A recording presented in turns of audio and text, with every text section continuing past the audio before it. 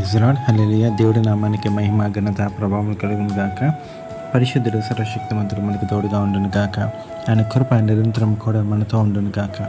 ఈ ఉదయకాల సమయంలో సర్వశక్తిమంతుడు మనతో మాట్లాడుతున్న మాట కీర్తన గ్రంథం నుంచి 91వ అధ్యాయము 7వ వచనము.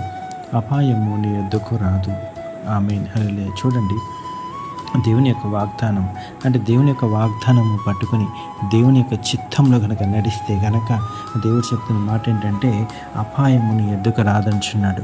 అదేంటి దేవుని యొక్క వాగ్దానము పట్టుకొని దేవుని యొక్క చిత్తంలో ఎలా నడవాలి అంటే చూడండి, దేవుని వాగ్దానము పట్టుకున్నంత మాత్రాన ప్రతిదీ కూడా పనులు మనకి అయిపోవు.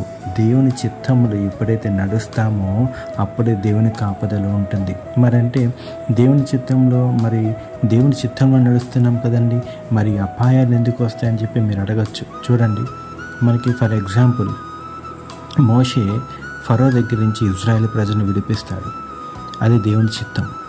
మరి విడిపించిన ఇజ్రాయేల్ ప్రజలు కానాను దేశానికి వెళ్ళాలి, అది దేవుని చిత్తమే. మరి కానాను దేశం వెళ్ళవలసిన ఇజ్రాయేల్ ప్రజలు ఎర్ర సముద్రము వారికి అడ్డుగా నిలబడుతుంది, వెనకేమో మరి ఫరో సైన్యము మరి వస్తుందన్నమాట.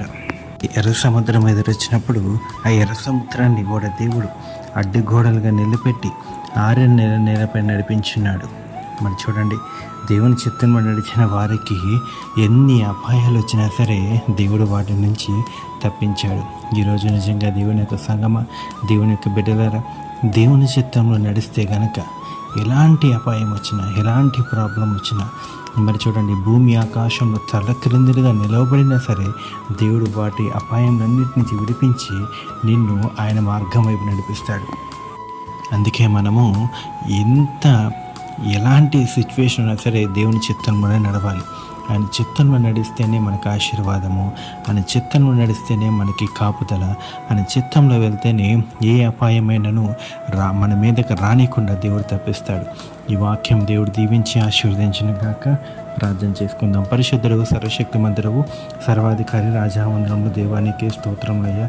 నిన్న నేడు ఏకరీతిగా ఉన్న తండ్రి, మీకే వందనాలు, మీకే కృతజ్ఞతాస్తులు చెల్లిస్తున్న నా పరమ తండ్రి, రాజాది రాజు, దేవాది దేవుడు నా పరమ తండ్రి, నీకే వందనాలు, మీకే కృతజ్ఞతలు నా పరమ తండ్రి. యేసయ్య, అవును నా పరమ తండ్రి, ఏ అపాయము నా పరమ తండ్రి మా దరిజాక రానికుండా నా పరమ తండ్రి కాచి కాపాడుతున్న దేవుడు నీవే నా పరమ తండ్రి. అయ్యా నా పరమ తండ్రి యేసయ్య, నీ చిత్తంలో నీ బిడ్డలకి, నీ వాక్య ప్రకారం జీవిస్తున్న నీ బిడ్డలకి నా పరమ తండ్రి నువ్వు దృఢమైన కంచి వేసిన విధానాన్ని బట్టి నీకే స్తోత్రములు.